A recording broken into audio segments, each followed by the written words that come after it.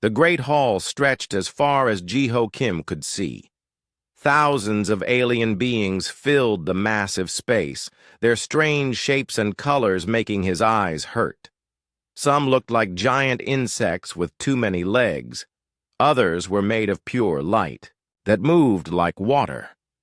A few were so big they had to float above the ground to fit inside. Jiho stood alone at a small platform in the center of it all. His black suit felt too tight and sweat ran down his back. He was the only human in a room full of creatures that wanted to destroy his world. The voice that spoke next came from everywhere at once. It belonged to the Karathi Chancellor, a being that looked like a storm made of gold and silver. The Chancellors. Words hit Jiho's mind directly, making his head ache. "We are here to decide what to do with the humans of Earth," the Chancellor said. "This new species has been studied. They are dangerous. They fight each other constantly.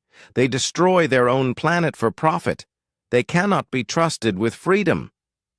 Jiho wanted to speak, but no one asked for his opinion. He was just there, to watch his species get judged. A creature that looked like a walking tree raised one of its branch arms.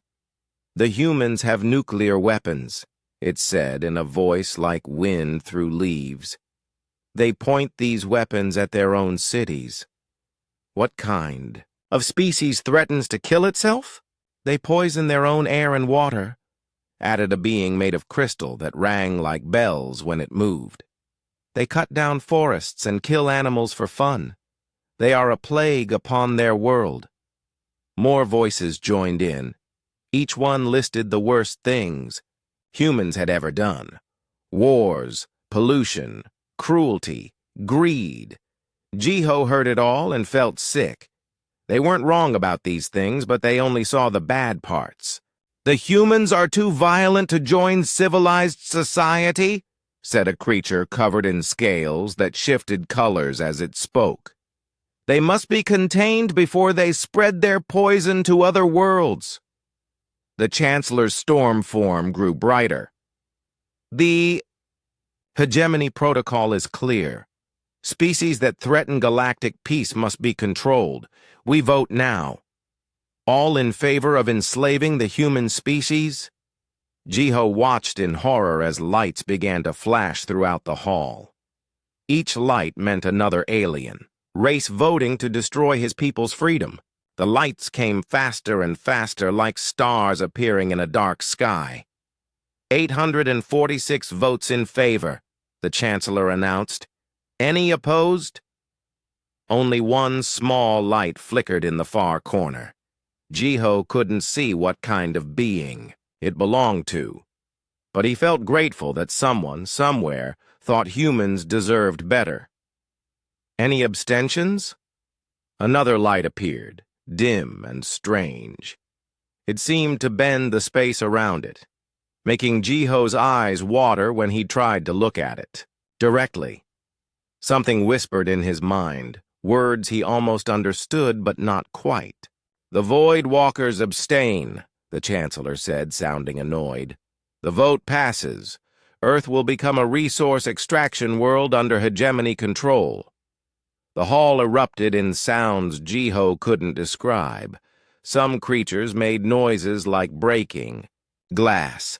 Others hummed in harmony. A few roared like ancient monsters. All of them seemed pleased with their decision. "Human representative," the Chancellor's voice cut through the noise. "You have 7 solar cycles to prepare your species. We will arrive with a fleet of occupation ships. Your people will be relocated to work facilities. Those who resist will be eliminated." Jiho finally found his voice. "You don't understand us," he said, though he knew no one was really listening. "Humans aren't just violent. We're also capable of amazing things. We create art and music.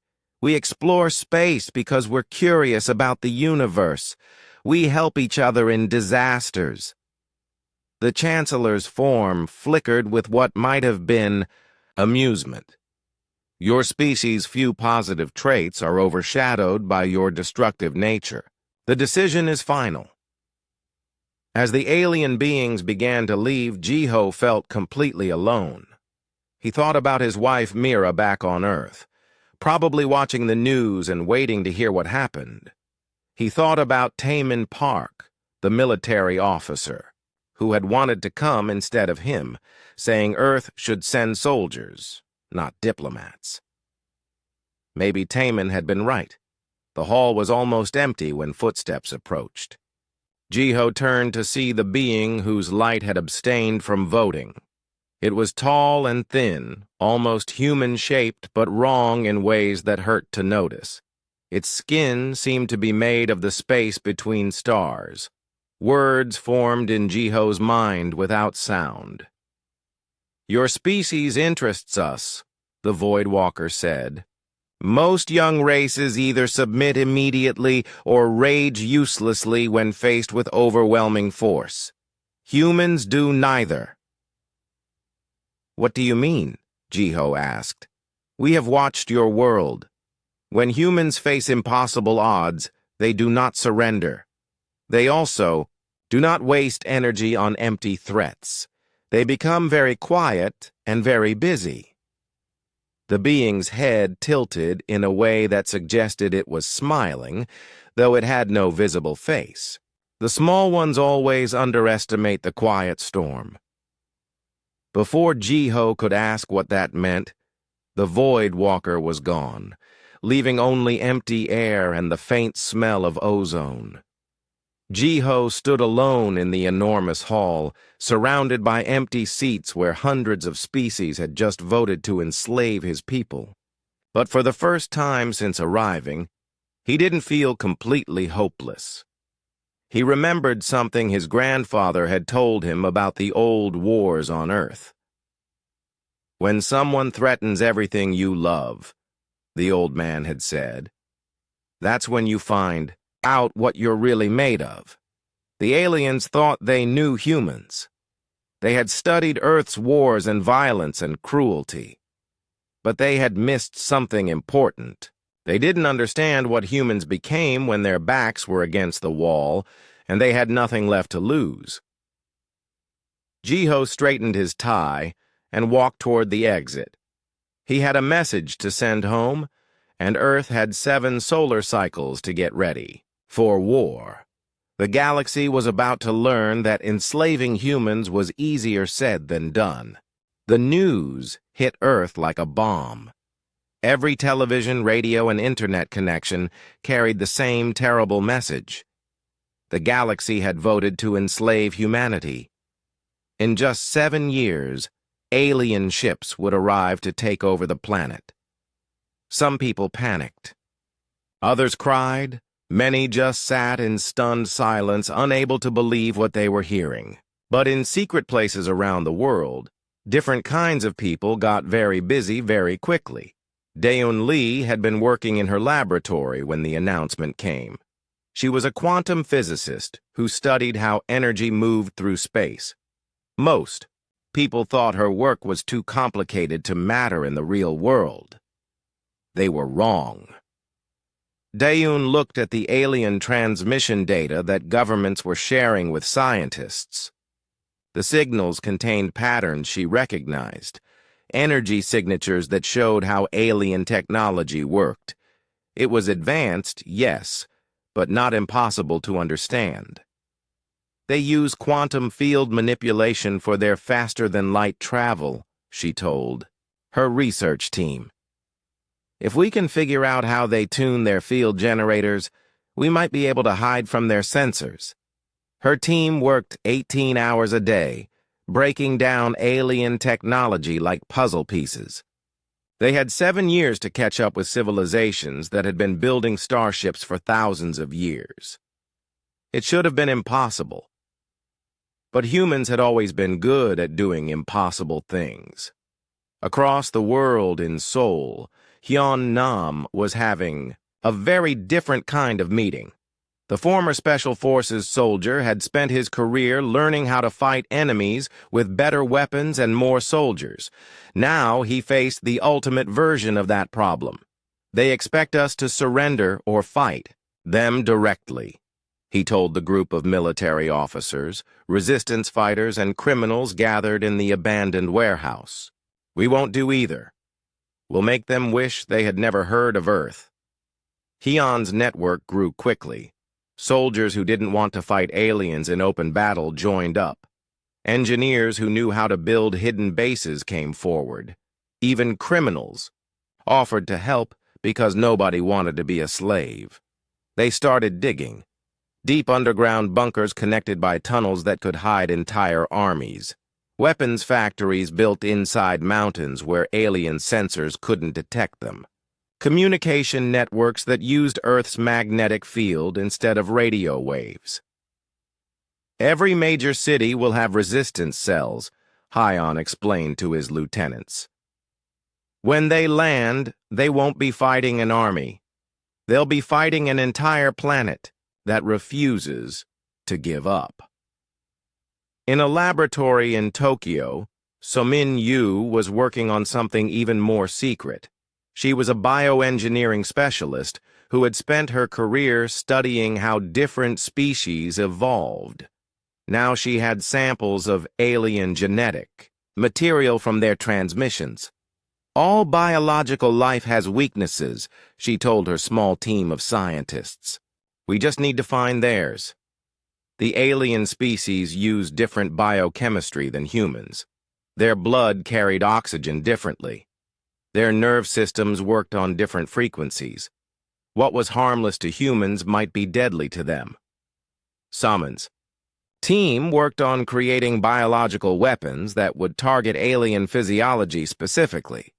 Viruses that only affected certain species. Toxins that would shut down alien immune systems. It was dark work, but the aliens had made their choice when they voted for slavery. They want to treat us like animals, Somin said quietly as she worked. Let's show them what happens when you corner a dangerous animal. Meanwhile, in a basement in London, Wu Jinjiang was building something different but equally important. He was an expert in information warfare, and he knew that winning battles meant more than just having better weapons. Wu Jin created a global communication network that couldn't be detected or shut down by alien technology. It used everything, from old radio equipment to quantum entanglement to keep humanity connected during the coming war. They'll try to cut us off from each other, he explained to his programmers and hackers. Divide and conquer is the oldest strategy in the book. We won't let them isolate us. His network would carry more than just military orders. It would spread stories of human resistance, keep morale high, and make sure that every human on Earth knew they weren't fighting alone. As the months passed, the preparations became more organized. Governments that had spent decades arguing with each other suddenly found ways to cooperate. Resources flowed to the most important projects. People who had never spoken to each other before shared their knowledge. The aliens monitoring Earth saw some of this activity, but they weren't worried. How much damage could one primitive planet do against the combined might of 846 civilizations? They saw humans building bunkers and assumed it was just desperation. They detected increased military production and thought it was pointless preparation for a battle that couldn't be won. They noticed the underground construction and figured humans were just trying to hide from their new masters. The aliens had made a critical mistake. They thought like civilized species who followed rules and accepted defeat gracefully. They didn't understand that humans had spent their entire history fighting impossible odds and finding ways to win anyway. In the final months before the alien fleet arrived, Wu Jin sent out humanity's last free message to the galaxy. It was broadcast on every frequency that could reach space, in every alien language that had been decoded. To the species who voted to enslave us, the message began. You think you know what humans are because you've studied our wars and our mistakes. You think we're just violent primitives who will either submit or die fighting uselessly.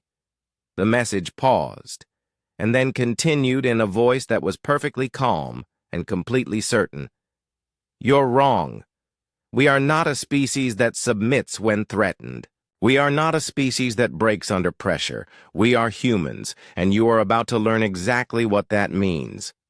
You had the chance to treat us as equals. You chose to see us as slaves instead. That was your mistake, not ours. When your ships arrive, you won't be conquering a helpless world. You'll be walking into a trap that we've spent 7 years building just for you. We tried to be civilized. We sent diplomats instead of soldiers. We offered friendship instead of threats. You rejected all of that. So now you get to see what humans become when someone threatens everything we love. The message ended with coordinates for the alien fleet's projected arrival point in the solar system. We'll be waiting. Across the galaxy, the message was received by the approaching hegemony fleet. Most alien commanders dismissed it as the desperate bluffing of a doomed species. A few wondered if they should take it more seriously. On Earth, 7 years of quiet preparation were finally complete. Hidden fleets waited in the asteroid belt. Weapons that shouldn't exist were powered up and ready to fire. Millions of humans sat in underground bunkers, not cowering in fear but waiting patiently for their chance to fight back. The trap was set. Now they just had to wait for their victims to arrive. The hegemony fleet dropped out of faster-than-light travel at the edge of the solar system. 400 massive ships appeared in space, their hulls gleaming with the combined technology of hundreds of alien civilizations. It was the largest fleet ever assembled, carrying enough firepower to crack planets. Admiral Vextar of the Zephyrian Empire commanded the operation from his flagship. His species looked like giant mantises with silver skin, and they had conquered 17 star systems in the last century. This should be easy work. Begin scanning the system, Vextar ordered his crew. Locate the human settlements and prepare the occupation protocols. The sensors reached out across space, mapping planets and moons. But something was wrong. The scans showed no signs of human activity. No ships in orbit, no communication signals, no energy signatures from cities. It was as if the humans had simply vanished. Perhaps they fled to other systems, suggested his navigation officer, a blob-like creature from the Gelen Collective. Primitive species sometimes try to run when faced with superior force. Vextar wasn't convinced. The humans' final message had been too confident, too certain. Species that planned to run didn't broadcast coordinates and tell their enemies to, "Come find them. Advance the fleet toward the inner system," he commanded. "Maintain formation and keep all weapons ready." The massive ships began moving deeper into human space, their engines creating trails of exotic energy. Each vessel carried thousands of troops ready to occupy human cities. The plan was simple: land, secure the population centers, and begin. The sorting process that would turn humans into workers. It had worked on dozens of other worlds. It should work here too. The fleet passed Jupiter without incident. The giant planet's moons showed no signs of human presence, just empty research stations that had been abandoned.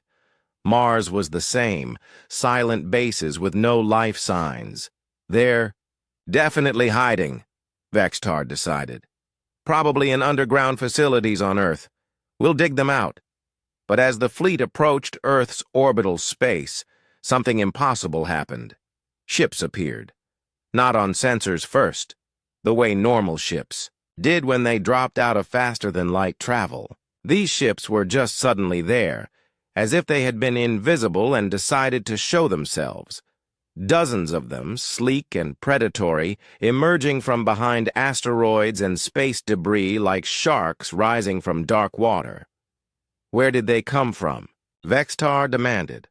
Unknown, Admiral, his sensor operator replied, confusion clear in its mechanical voice. They weren't there a moment ago. It's as if our sensors couldn't see them. The human ships were smaller than the hegemony vessels, but they moved with deadly purpose. Before Vextar could give orders, they attacked.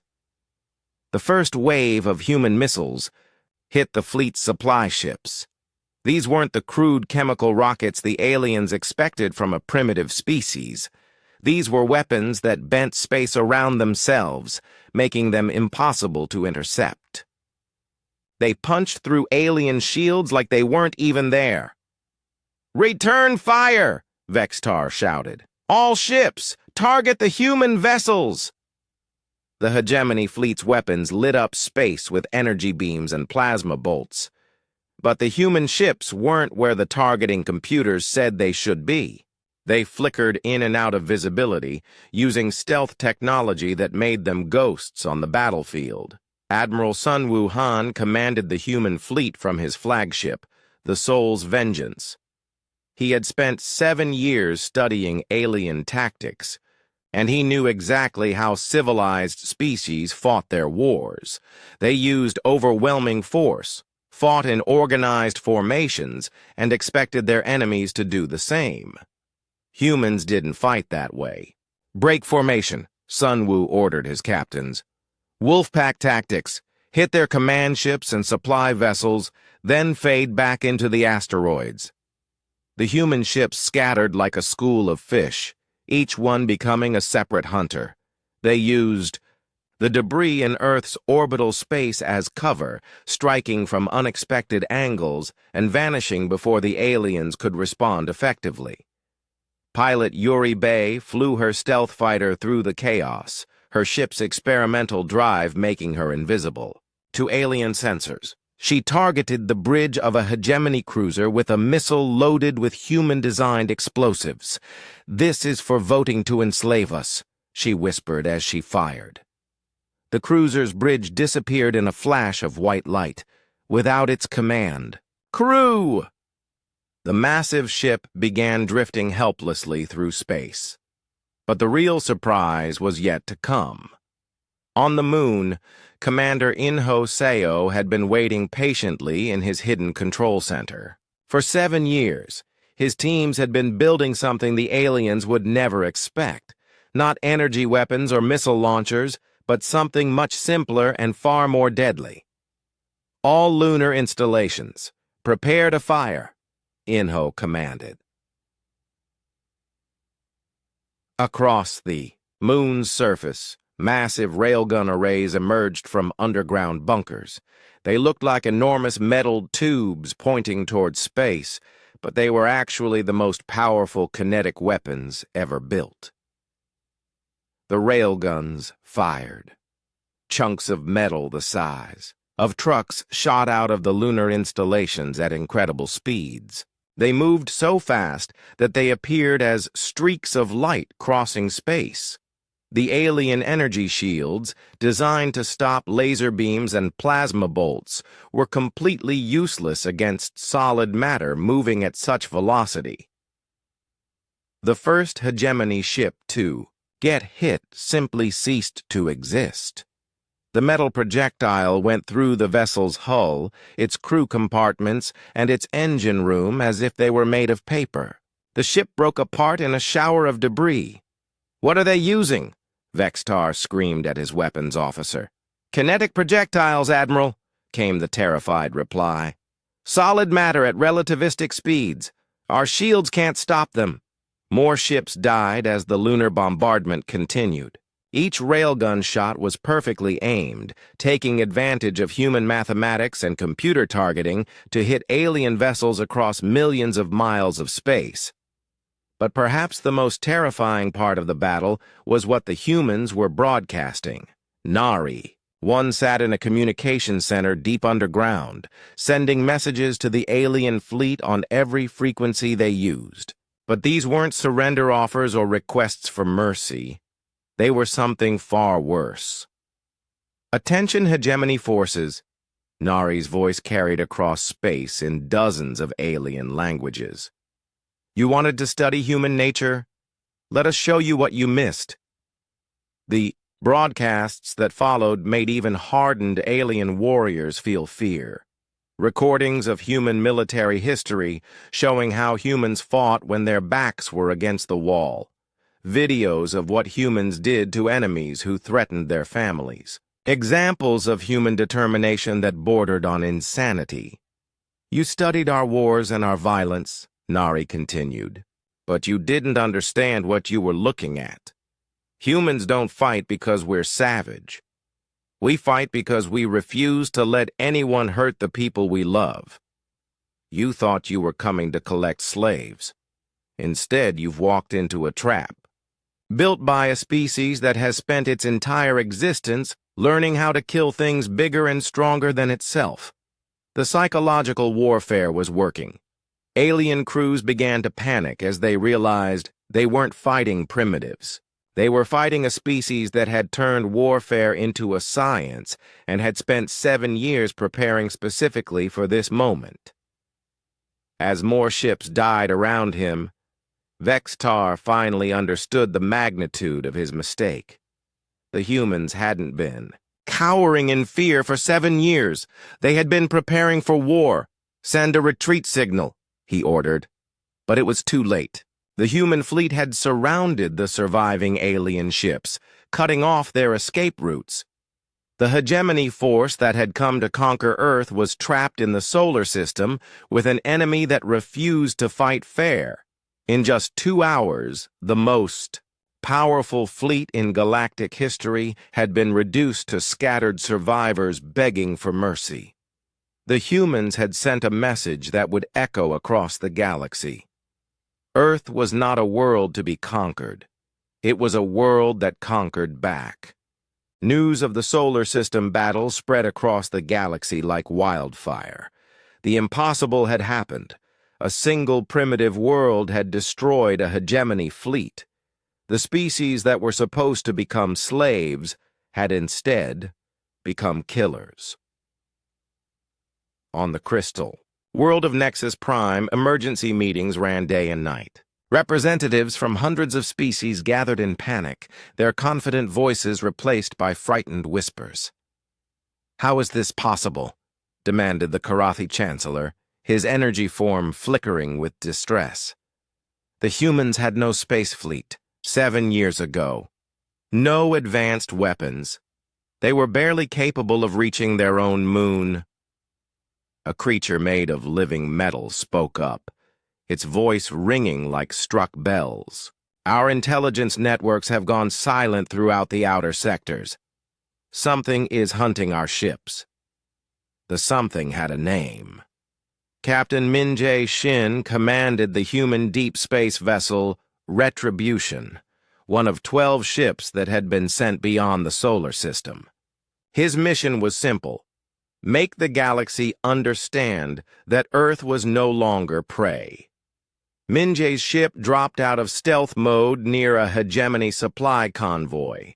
The alien vessels were carrying weapons and equipment to reinforce worlds on the galactic frontier. They would never reach their destination. "This is the Earth ship Retribution," Min-Jae broadcast to the convoy. "You have 60 seconds to abandon your vessels before we destroy them." The convoy commander, a slug-like being from the Mollusk Confederation, laughed at the transmission. 1 human ship against 8 hegemony vessels? It was suicide. 59. Seconds later, the convoy was debris floating in space. The human ship had used weapons that shouldn't exist. Energy cannons that fired streams of contained black holes. Missiles that could phase through matter and explode inside enemy hulls. Min-Jae let the few escape pods drift away.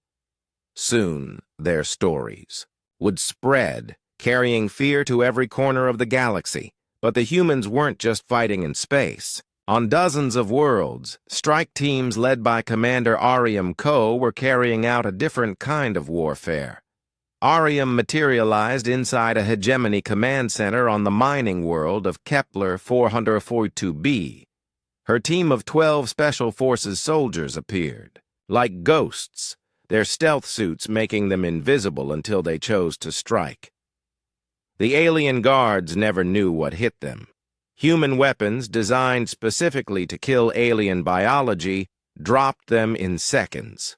The command center's computers were hacked and downloaded before the bodies hit the floor. But Arium's mission wasn't destruction. It was liberation. "Attention, enslaved species," she broadcast through the facility's communication system. "The humans of Earth offer you freedom. Join us, and we will help you throw off your chains." The response was immediate. Species that had been forced into the hegemony began to revolt.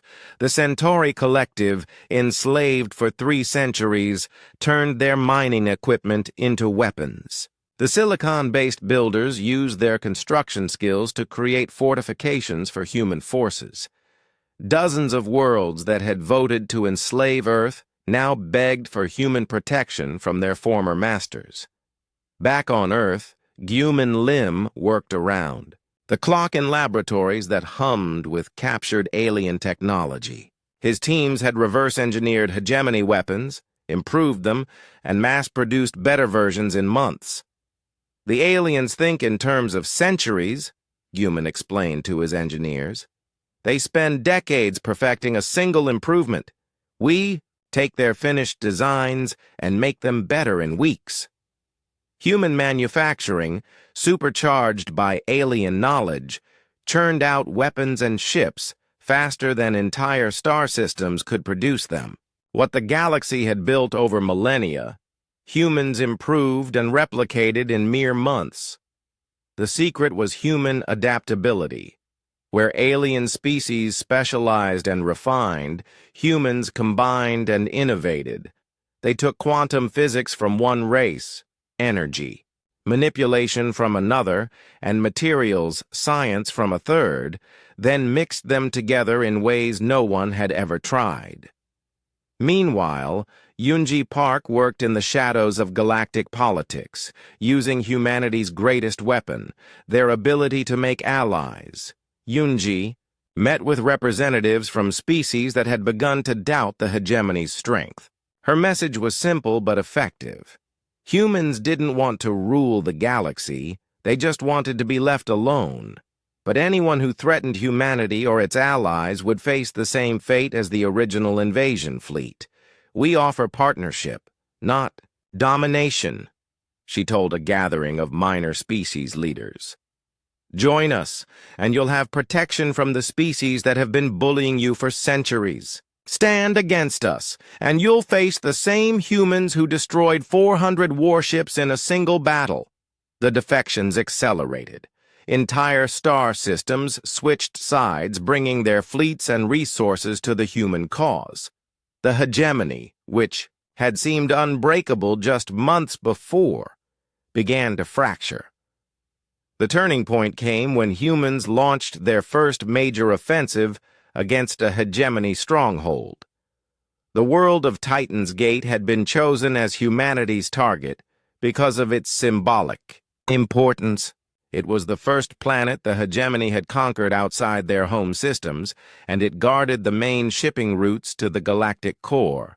Admiral Sunwoo Han's expanded fleet dropped out of faster-than-light travel at the system's edge. But this time, he wasn't alone. Ships from 20 different species that had joined the human alliance accompanied his forces. "All vessels, this is Admiral Han," Sunwoo broadcast to his mixed fleet.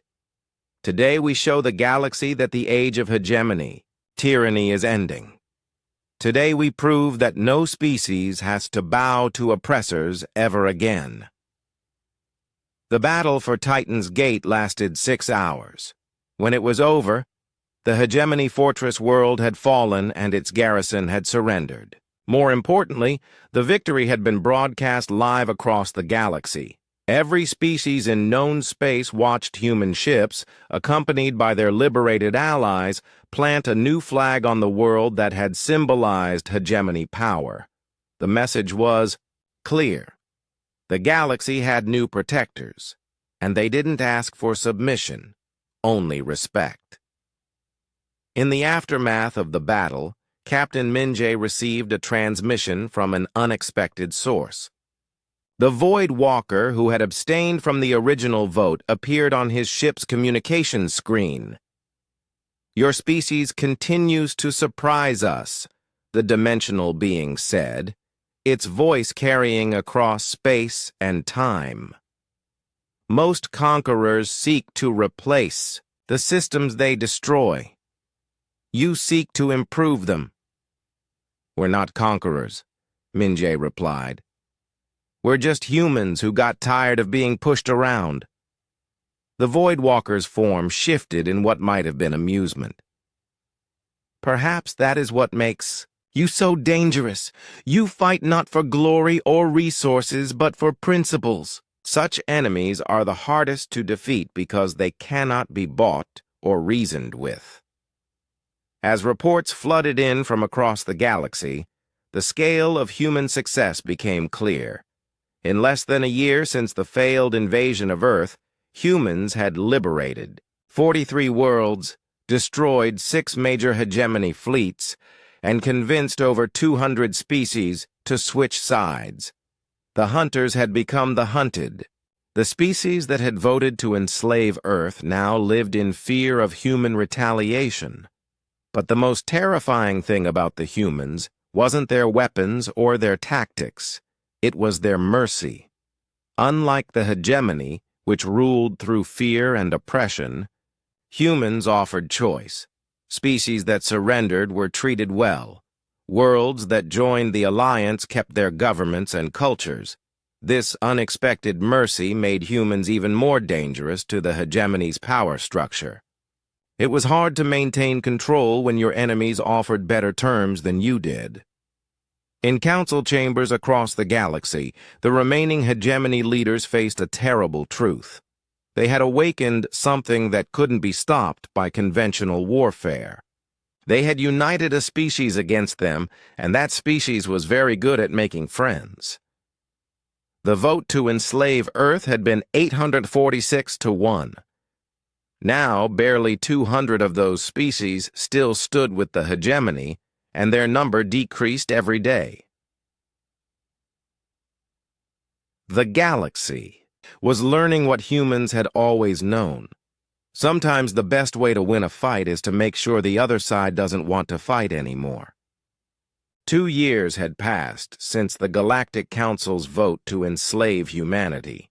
The crystal world of Nexus Prime, where that vote had taken place, was now a dead rock floating in space. Its population had fled after human forces proved they could crack planets like eggs. The surviving members of the former hegemony gathered not in a grand hall, but aboard a collection of refugee ships that moved constantly through space. They were running from something that seemed to be everywhere at once: human hunter-killer groups that appeared without warning and vanished just as quickly. Admiral Hayun-O watched the alien fleet from the bridge of her flagship, the Soul's Revenge. Her ships surrounded the refugees like wolves circling wounded prey. The tables had completely turned. "They're requesting permission to hold an emergency council session," her communications officer reported. "Let them," Hayun replied. "It's time they learned what mercy looks like." Inside the largest refugee vessel, representatives from less than 200 species huddled together in what had once been a cargo hold. These were the survivors of the Great Alliance that had voted to destroy human freedom. Now they waited to learn their fate from the species they had tried to enslave. The Karathi Chancellor's energy form flickered weakly in a containment field. His once brilliant stormlight had faded to a dim glow. Around him, other alien leaders showed similar signs of defeat. The walking tree creature had lost most of its branches. The crystal being was cracked and dull. "How did it come to this?" whispered the slug-like representative from the Mollusk Confederation. "We had the largest fleet in galactic history. We had the technology of 846 civilizations. How did one primitive world bring us to our knees?" The answer walked through the cargo hold door. Ji-Ho Kim entered the makeshift council chamber, but he was no longer the lone human ambassador who had stood helplessly 2 years ago. Behind him walked Dong-Yuk Kang, the new human ambassador for integration affairs, and Seal Kim, head of the Human Colonial Administration. But it was Ji-Ho who drew every alien eye. The man who had once sweated in fear before their judgment now moved with quiet confidence. He wore the same simple black suit, but now it seemed like a uniform of authority rather than a desperate attempt to look important. 2 years ago, you gathered in a great hall to judge my species, Ji-Ho began, his voice carrying easily through the cramped space. You found us guilty of being dangerous, aggressive, and unfit for freedom. You voted 846-1 to make us your slaves. The alien representatives cowered as he spoke. Some had seen recordings of what happened to species that tried to fight humans directly. Others had lost their home worlds to human liberation forces. You were right about some things, Ji-Ho continued. Humans are dangerous. When someone threatens everything we love, we become very dangerous indeed. But you made one critical error in your judgment of us. He paused, letting silence fill the cargo hold. The only sounds were the hum of life support systems and the terrified breathing of dozens of alien species. You assumed that being dangerous meant we couldn't show mercy. You confused our ability to kill with an inability to forgive. You thought that because we were good at war, we must want war. Ji-Ho gestured to the cramped conditions around them. Look at yourselves. You're living like refugees running from world to world, begging for protection from the same species you tried to turn into slaves. Do you know why you're still alive? The Karathi chancellor managed to speak, his voice barely a whisper. Because you haven't decided to kill us yet. No, Ji-Ho said firmly. You're alive because we chose mercy over revenge. Every day for the past 2 years, human commanders have had the power to end your species. Every day they chose not to use it. Dong-Yuk stepped forward with a data pad. The terms are simple, he announced. Full integration into the Human Colonial Administration. You keep your governments, your cultures, your traditions. You just acknowledge human authority in interstellar affairs and contribute to galactic defense. And if we refuse? Asked the tree creature, though its voice held no real defiance. Seal Kim answered that question. Then you face the same choice you offered us. Submission or extinction. But unlike you, we're giving you a real choice. Accept our terms, and you become our allies. Refuse them, and you face the consequences of your original decision. The discussion that followed was brief. One by one, the surviving hegemony species accepted human authority. They signed treaties that made them junior partners in a new galactic order rather than rulers of it. As the formal surrenders were recorded, Ji-Ho noticed a familiar presence at the edge of the chamber. The Void Walker who had abstained from the original vote materialized from the shadows between dimensions. You continue to exceed our expectations, the being said, its thoughts touching Ji-Ho's mind. Most species would have used this moment for revenge. You use it for rebuilding. Revenge would have been easy, Ji-Ho replied. Building something better is harder, but it lasts longer. The Voidwalker's form shifted in what might have been approval. Perhaps that is why your species was worth saving. You understand that true strength comes not from the ability to destroy, but from the wisdom to choose not to. As the surrender ceremonies concluded, Jiho found himself thinking about the journey that had brought them to this point. 2 years ago, he had stood alone in a grand hall while hundreds of species voted to destroy human freedom. Today, those same species knelt before human mercy. But the real victory wasn't in the surrender. It was in what came next. Over the following months, the galaxy began to change in ways no one had expected. The liberation of enslaved species continued, but now it was done through negotiation rather than warfare. Former enemies became allies. Trade routes that had been controlled by hegemony taxation became free highways for all species.